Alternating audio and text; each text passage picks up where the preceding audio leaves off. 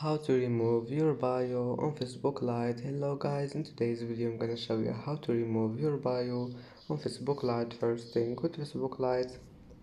Here you will find these three lines in the top corner. Click on it and then go down until you find this one here, your profile. And now click edit and click on your bio here and delete it. Now just click save. And as you see, the bio has been removed, and it's easy, of course. And that's it for today's video. If you like this video, please don't forget like and don't forget subscribe, and thank you for watching this video until the end, and see you in the next video.